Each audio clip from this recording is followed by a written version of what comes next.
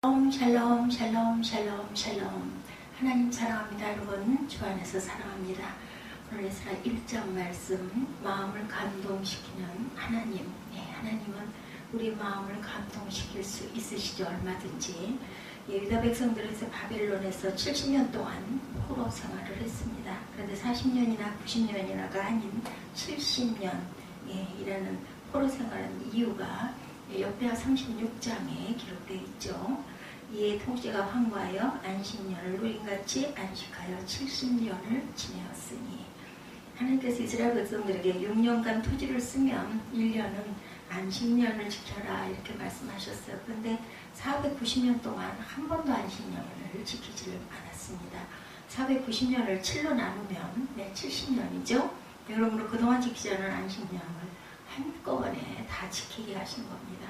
백성들은 바벨론 포로가 되었지만 딱 한 70년 동안 안식을 한 결과가 되죠. 이것은 하나님의 말씀을 지키지 아니한 데 대한 형벌이라는 의미를 가지고 있습니다. 유다 백성이 70년 포로 생활한 것은 형벌의 의미도 있지만 하나님의 훈련이다, 이런 중요한 의미를 포함하고 있습니다. 하나님은 70년 동안 포로 생활을 통해서 여러 가지 은혜를 또한 주셨고, 그리고 여러 가지를 훈련시키시고 깨닫게 하시죠. 첫 번째, 우상 숭배로부터 벗어나게 됩니다. 가나안 땅에 있을 때는 가나안 7족속들이 섬기는 우상 숭배를 끊임없이 미혹되어서 그것에 빠져 있었는데, 하나님을 섬기라 해도 바알과 아세라만 섬겼어요. 그런데 그들은 우상을 섬기니 결국은 나라가 망해서 포로 신사가 되고 맙니다. 더 이상 우상을 섬기면 안 되겠다라는 결심을 하게 되었겠죠. 우상의 번거지인 바벨론에 가서 우상을 보니 우상이 이제는 하나도 신비하지도 않고 지겹다라는 생각이 들어요. 그래서 하나님의 사랑이 그리워집니다. 살아계신 하나님 기도했겠죠. 그리워서 우리도 고향에, 거기에 살 때는 별로 모르는데 고향을 떠나고 나면 고향 생각이 그렇게 많이 난다 하죠. 예루살렘에 돌아와 살아계신 하나님을 경배하기를 간절히 소망하게 됩니다. 예루살렘에 있을 때는 우상을 섬겼지만 바벨론의 포로가 되어가니 하나님을 그리워하게 되는 역사가 나타난 거죠. 둘째, 하나님 말씀의 소중함을 깨닫게 됩니다. 이사야 선지자와 에레미야 선지자가 외쳤을 때는 듣지를 않더니 그러나 말한 대로 결국 나라가 망해 포로가 되자 하나님의 말씀 1.1획도 떨어지지 아니하고 그대로 실현된다는 것을 깨닫게 됩니다. 어떤 세력도 그들을 포로에서 해방시킬 수는 없었죠. 그들의 포로 생활 가운데 의지할 것은 하나님의 약속뿐이었습니다. 포로 생활은 70년이 될 것이고 70년 후에는 해방을 맞이할 것이라는 에레미야를 통한 하나님의 약속뿐이었죠. 이처럼 보통 때는 하나님 말씀의 귀중함을 모르다가 어려움에 처하니 말씀의 귀중함을 깨달아 알게 된 것이죠. 셋째, 성전의 중요성을 깨닫게 됩니다. 시편 137편 1절에 우리가 바벨론의 여러 강변 거기에 앉아 시온을 기억하며 울었도다. 시온이 그리워서 울었던 거죠. 시온성 예루살렘입니다. 시온은 예루살렘이죠. 예루살렘에 있을 때 성전이 있고 자유로운 예배가 있어도 별로 귀중한 줄을 몰랐어요. 진정한 신령으로 드릴지도 몰랐어요. 근데 이제는 떠나서 갈 수가 없고 70년을 살다 보니 정말 눈물이 날 정도로 그립습니다. 1세대들은 거의 죽었겠죠. 70년이나 세월이 흘렀으니. 넷째, 하나님의 백성으로 일체감과 책임감을 알게 됩니다. 과거에는 12지파로 나뉘어서 미워하고 싸웠지만 그들이 포로로 잡혀가 공통의 고통을 겪다 보니까 이제는 동족의 그런 그 일체감도 갖게 됐다는 거죠. 부부싸움 하는 해결하기 좋은 방법 뭐라고요? 아이가 밖에서 맞고 들어오면 싸우던 건 다 어디로 가고, 누가 그랬어? 왜 맞았어? 어때? 얼마나 다쳤어? 좀 가자, 막 이렇게 된다는 거죠. 유다 백성은 공통의 그 고통을 겪으면서 하나님의 백성으로의 일체감도 느끼게 되고 귀중함도 알게 되고 그들의 시각이 넓어집니다. 그동안 유다 백성 대부분은 예루살렘에서 태어나서 거기서 죽는 우물한 개구리 같은 생활을 했지만 이제 바벨론의 포로로 끌려가 문화의 문물을 보고 바벨론 문화의 문물과 그러한 그 발달된 부분을 보고 세상이 참 넓구나라는 걸, 우리는 정말 우물한 개구리고 우물 안에서 서로 동족끼리 그렇게 잡아먹지를 못해서 싸웠구나, 이런 것도 깨달아졌다. 그리고 이 넓은 세계 속에서 하나님의 백성으로 우리는 무엇을 하고 살아가야 할 것인가, 이런 생각도 하게 됐다는 거죠. 고통의 삶 가운데 항상 나쁜 것만 있는 게 아니에요. 우리가 고난당할 때 우리가 어떤 생각을 하게 돼요? 내게 유익함도 있구나라는 생각을 할 줄 알아야 되겠죠. 시편 119편 71절이죠. 고난당하는 것이 내게 유익이로다. 이로 인하여 내가 주의 율례를 배우게 되었나이다. 이렇게 기록되어 있습니다. 고난당하면 하나님 말씀이 얼마나 귀하고 얼마나 하나님의 위대하고 크신 분인 줄을 우리가 알게 됩니다. 자녀들도 집을 떠나고 부모 곁을 부모 품을 떠나면 부모가 그 해줬던 손길이 그리워지죠. 같이 쓸 때는 모릅니다. 그냥 무심하죠. 당연하지 이런 생각을 하지만 떨어져서 있어 보면 힘든 일들을 당하면 생각이 납니다. 유다 백성들이 바벨론 포로에서 귀환하는 과정은 3단계로 이루어집니다. 끌려갈 때도 3단계로 끌려갔고 돌아올 때도 3단계로 돌아옵니다. 주전 605년 여호야김 왕 때 1차 포로, 주전 597년 여호야김 왕 때 2차 포로로, 주전 587년 시드기야 왕 때 완전히 멸망을 당해서 3차 포로로 끌려갔습니다. 그리고 귀환도 3단계로 갑니다. 1차 귀환은 주전 538년에 이루어지고 페르시아 왕인 고레스는 고레스 칙령을 발표합니다. 그리고 유다 백성들은 수르바벨의 인도를 받아서 예루살렘에 귀환하죠. 1차 귀환입니다. 이것이 바로 1차 귀환이고 에스라 2장 64절에서 5절에 온 회중의 합계가 42,360명이요. 그 외에 노비가 7,337명이요. 노래하는 남녀가 200명이다. 이렇게 기록되어 있어요. 합이 49,897명이었습니다. 1차 귀환의 목적은 예루살렘 성전을 건축하는 것이었죠. 그런데 금방 건축하지 않고 2년 동안 미적거리다가 주전 536년에 성전 건축을 시작합니다. 그래서 그동안에 반대 진영 사람들도 진영을 갖춰가지고 공격을 해서 16년 동안 성전 건축이 중단되는 그러한 허송세월의 시간도 또한 있습니다. 그때 하나님께서 학개와 스가랴 두 선지자를 일으켜서 백성들을 야단을 치시는 사건이 있죠. 너희는 집을 지어 잘 살면서 하나님의 성전은 저렇게 버려두고 그냥 갈 거냐 이렇게 말씀하셨어요. 너희들이 행하고 있는 것이 옳은 짓인지 살펴보고 산에 가서 나무를 가져다가 어서 빨리 성전을 지어라. 결국 5년 만에 건축해서 주전 515년에 건축된 성전을 우리는 스룹바벨 성전, 다윗 성전이 예루살렘 성전, 그리고 두 번째로 이렇게 포로에서 귀환해서 새롭게 지은 성전이 스룹바벨 성전입니다. 에스라서 1장 6절에 오늘 본문에 기록되어 있죠. 유다 백성들은 성전을 지었지만 율법을 가르쳐줄 스승이 없었기 때문에 예배드리는 법을 모릅니다. 6절에 그 사면 사람들이 은금과 금과 물품들과 짐승과 보물로 돕고 그 외에도 예물을 기쁘게 드렸더라 이렇게 말씀하고 있죠.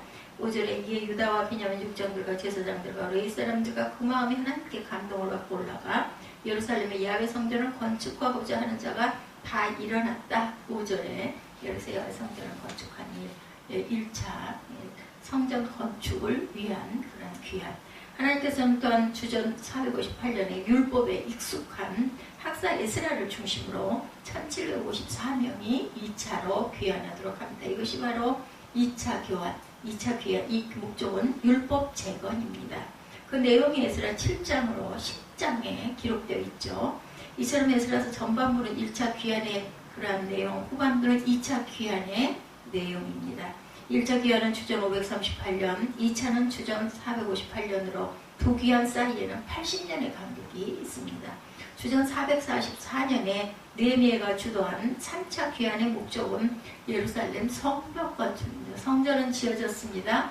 학사를 비롯한 율법으로 가르치는 그러한 사람들이 2차로 1754명이 귀환을 했는데 성전에서 예배를 드리면 성벽이 없다 보니까는 많은 침입자들이 있어서 예배를 방해합니다. 그래서 느헤미야가 그 문제를 안고 기도하다 하나님으로부터 소망을 받아서 성벽을 건축하는 것이 3차 귀환의 목적이었죠. 그래서 포로 귀환은 성전 건축, 율법 재건, 성벽 재건의 순서로 이루어집니다. 세계사에서도 전무후무한 놀라운 역사이죠. 만약에 대한민국이 망해 국민들이 중국에 만약에 포로로 끌려갔다면 70년 만에 이렇게 나라를 다시 재건하고 성전을 재건하고 성벽을 재건할 수가 있겠는가? 그죠? 참 뭐 당해보지 않았으니까 모르지만 하나님이 하시면 하겠죠. 예, 세계사에서도 이런 놀라운 일은 아직까지는 없었다.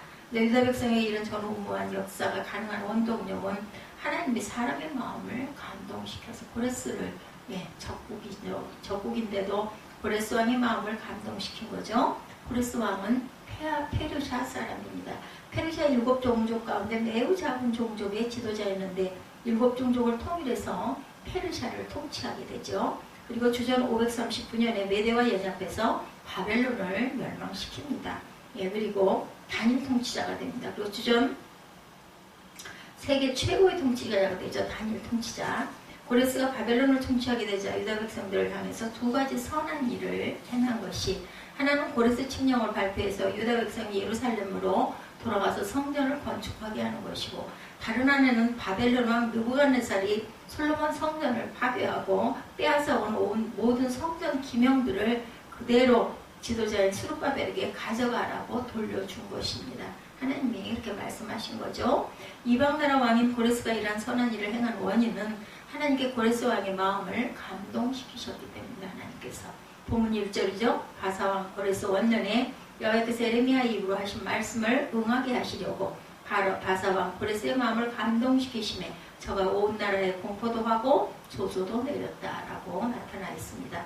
다른 사람도 아닌 왕의 마음이 감동을 받으니 한 국가가 살아나는 어마어마한 역사가 일어납니다. 그래서 우리는 그 나라를 위해서 또한 지도자들을 위해서 기도해야 됩니다.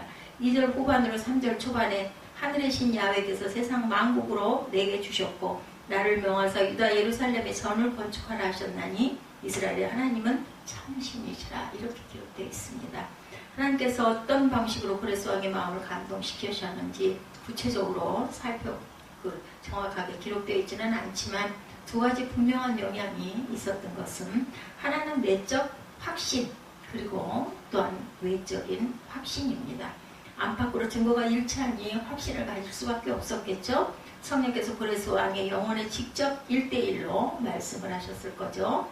꿈으로 말씀하셨는지 음성으로 말씀하셨는지 알 수는 없지만 하나님의 고레스에게 내적으로 말씀하셨기 때문에 그 마음을 먹게 되었을 겁니다. 고레스야, 내가 너에게 세계 민족을 지배하는 통치권을 주었다.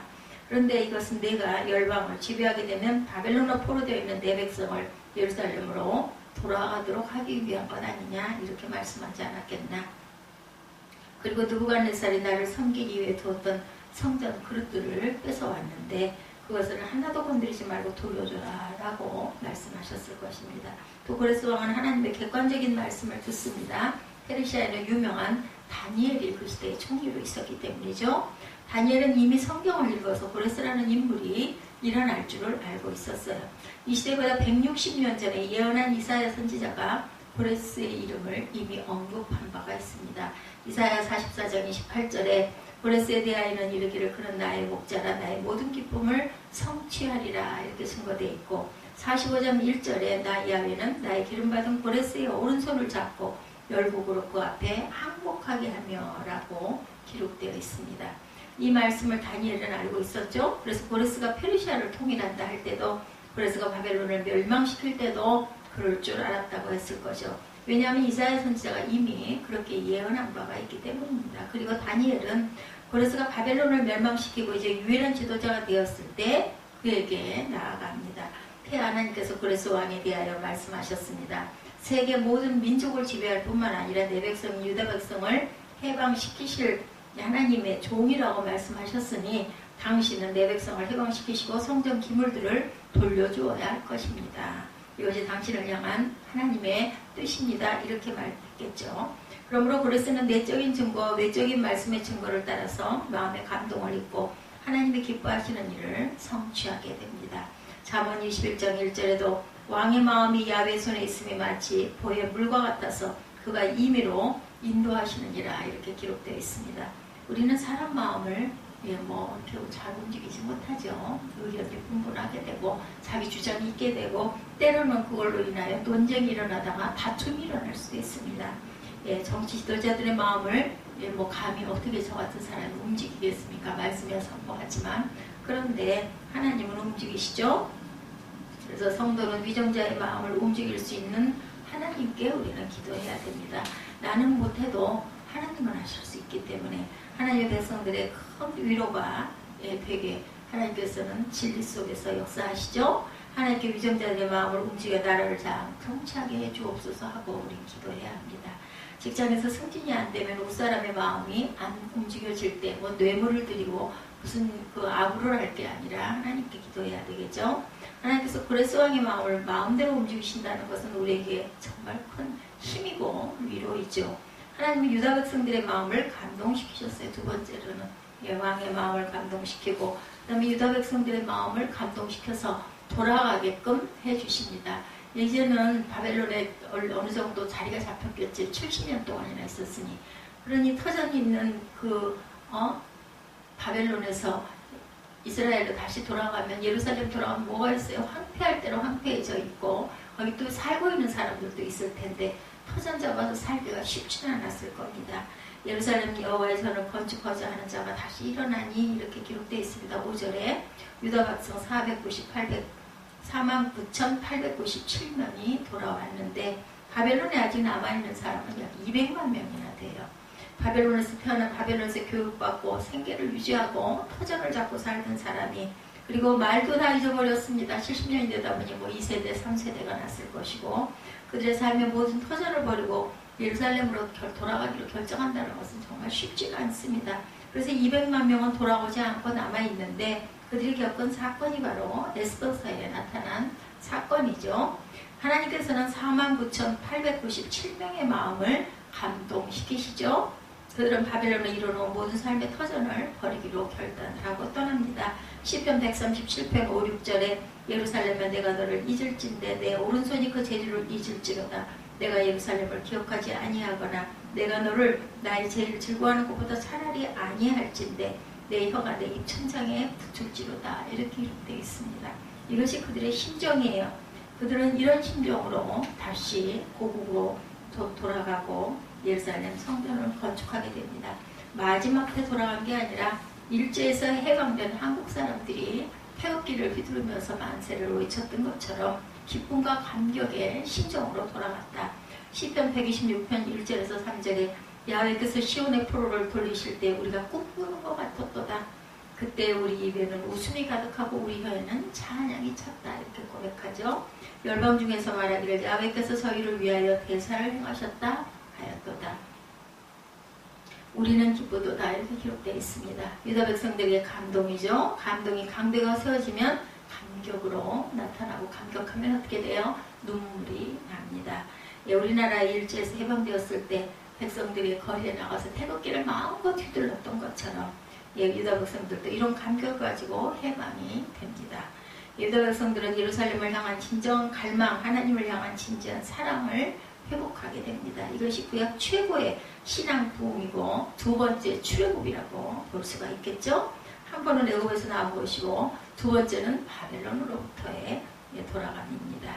이런 부흥이 하나님께서 성도들의 마음을 감동하심으로 인하여 자발적으로 일어나야 그죠? 거기에서 시너지 효과가 일어나겠죠.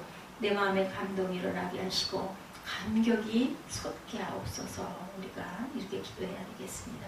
세 번째, 하나님은 바벨론 사람들의 마음을 또한 감동시킵니다. 4절에 그 남아있는 백성이 어느 곳에 우거하는지 그곳 사람들이 마땅히 은과 금과 기타 물건과 짐승으로 도와주고 그 외에 예루살렘 하나님의 전을 위하여 예물을 즐거이 드릴지니라. 이렇게 기록되어 있죠. 그래서 칙령 가운데 이런 내용이 있는 거죠. 바벨론 사람들은 고향으로 돌아가는 유다 백성들에게 은과 금과 예물을 주어서 돌아가서 예루살렘 성전을 건축할 수 있도록 하라는 거죠. 근데 아무리 왕이 주라고 해도 백성들의 마음이 감동이 없으면은 그저 인색하거나 신음만 하거나 할 텐데 그들은 자발적으로 은금, 물건, 짐승과 예물을 내줍니다. 6절에 그 사는 사람들이 마땅히 은과 금과 기타 물건과 짐승으로 도와주고 그 외에도 예루살렘 하나님의 전을 위하여 예물을 즐거이 드렸더라. 예, 이렇게 기록되어 있습니다. 이스라엘 백성들은 애굽에서 나올 때도 애굽 사람에게 예물을 받았듯이 바벨론에서 나올 때도 바벨론으로부터 예물을 받아 돌아와서 성전을 짓게 됩니다. 이것은 하나님의 감동은 불신자들에게도 미칠 수가 있다는 증거입니다. 그러므로 저와 여러분의 직장 상사가 불신자일지라도 예, 하나님의 감동은 비칠 수가 있다는 진리를 깨닫고 우리가 상사들을 위해서, 믿지 않는 분들을 위해서 기도해야 되겠죠. 하나님의 감동은 두 가지 이유다. 하나는 하나님의 약속의 때가 실현되었기 때문에, 때가 돼서 실현이 됩니다. 70년이 지나면 너에게 감동을 줘 돌아가고자 하는 열망을 일으켜 주겠다. 예, 이런 약속이 있었죠. 예, 그래서 또 하나는 하나님 백성들이 기도했기 때문이다. 다니엘이 기도하는 부분 유명하죠. 다니엘 9장 17절에 하나님이여 지금 주의 종의 기도와 간구를 들으시고 주를 위하여 주의 얼굴빛을 주의 황폐한 성소에 비추시옵소서, 이렇게 기록되어 있어요. 예, 그리고 역대하 36장에도 보면은 22절에 바사의 고레스 왕 원년에 야훼께서 예레미야 입으로 하신 말씀을 이루시려고 야훼께서 바사의 고레스 왕의 마음을 감동시키시며 그가 온 나라에 공포도 하고 조소도 내렸다. 이렇게 말씀하죠. 하나님이 갈대아 왕의 손에 그들을 넘기시매 그가 와서 그들의 성전에 칼로 청년들을 죽이매 청년 남녀와 노인과 병약한 사람을 긍휼히 여기지 아니하였으며 또 하나님이 전에 대소 그릇들과 야훼 전에 보물과 왕과 방백들의 보물을 다 바벨론으로 가져가고 하나님의 전을 불사르며 예루살렘 성벽을 헐며 그들의 모든 공시를 불사르며 그들의 모든 귀한 것들을 부수고 칼에서 살아남은 자를 그가 바벨론으로 사로잡아가며 무리가 거기서 갈대아 왕과 그의 자손은 노예가 되어 바사국이 통치할 때까지 이뤘어요. 이에 21절 토지가 황폐하여 땅이 안식년을 누린 같이 안식하여 70년을 지냈으니 야훼께서 예레미야의 입으로 하신 말씀은 이루어졌다. 이 말씀은 그대로 이루어지고 또한 또 그대로 해방을 시키시는 하나님입니다. 35장 말미에 보면은 그런 내용이 나왔죠. 애가를 지어서 요시아 왕 돌아갔을 때 노래하죠. 이스라엘의 규례가 되어 오늘까지 이르렀으며 그 기사는 애가 중에 기록됩니다. 요시아에 남은 사적들이 이렇게 아주 안타까운 내용들이 일어나죠. 그래서 결국 하나님의 말씀이 그대로 이루어지고 29장 12절로 14절에 너희는 내게 부르짖으며 와서 내게 기도하면 내가 너희를 들을 것이요 너희가 전심으로 나를 찾고 찾으면 나를 만나리라. 나 야훼가 말하노라. 내가 너희에게 만나지겠고 너희를 포로돈 중에서 다시 돌아오게 하겠다. 이렇게 말씀하고 있습니다. 예레미야 29장이죠. 하나님의 말씀 우리 영혼에 감동을 주십니다. 말씀을 덮어놓고 감동을 받을 수는 없습니다. 말씀을 펴서 읽어야 되겠죠. 참으로 감동받기 어려운 이 시대에 저희들이 살고 있어요. 물질로는 아주 풍요로운데 풍요로워질수록 점점 하나님의 말씀이 희미해져 갑니다. 우리 마음이 점점 화인 마음처럼 될까봐 감동이 그런 것 없는 부분을 우리가 위해서 항상 기도해야 되겠죠. 많은 사람이 나야가라 폭포를 봐도 그랜드 캐년을 폭을 봐도 감동이 없다고 합니다. 웃으면 엔돌핀이 나온다고 그러죠. 엔돌핀이 나오면 두 가지를 하는데 암을 치료하고 통증을 완화시킨다고 하죠. 그런데 엔돌핀보다 4000배 효과가 더 있는 것이 다이돌핀이라고 합니다. 다이돌핀은 사람의 마음에 감동이 일어날 때 나옵니다. 우리가 기뻐서 감동하면은 나중에는 기뻐서 웃다가 나중에 울죠. 마음에 감동이 일어나기 때문에. 그래서 하나님이시여 우리에게 감동 주시기를 원합니다. 그렇게 기도해야 되겠죠. 하나님은 영혼에 감동이 있는 사람을 들어서 쓰십니다. 인생의 목적이 없이 하루 세끼 밥 먹고 다람쥐 책밖에 돌듯이 지내고 좋은 것을 봐도 웃지 않고 슬픈 것을 봐도 울지 않고 살아가서는 절대로 안 되겠습니다. 그러므로 우리 각자의 영혼에도 하나님의 감동이 오고 하나님의 교회에도 하나님의 새로운 감동의 물결이 오도록 심지어는 불신자들에게도 하나님의 감동이 오도록 우리는 기도하고 섬겨야 되겠죠. 그리고 정치 지도자들에게도 하나님의 감동이 와서 이 나라가 다시 하나님을 향한 뜨거운 사랑이 일어나도록 세계를 향하여 선교하는 나라가 되도록 우리가 늘 기도해야 합니다. 하나님이여 감동을 주시고 감동이 강하여 감격이 되게 하시고 그리고 감격이 변하여 감탄이 되게 하여 주옵소서 하고 기도하시는 저와 여러분 되시기를 주님의 이름으로 축복합니다. 오늘도 기도하여서 아버지 나라를 위해서 또한 위정자들을 위해서 믿지 않는 사람들을 위해서 그들이 변화되어 예수님께 주옵소서 하고 기도하시는 저와 여러분 되시기를 주님의 이름으로 축복합니다. 기도하시겠습니다.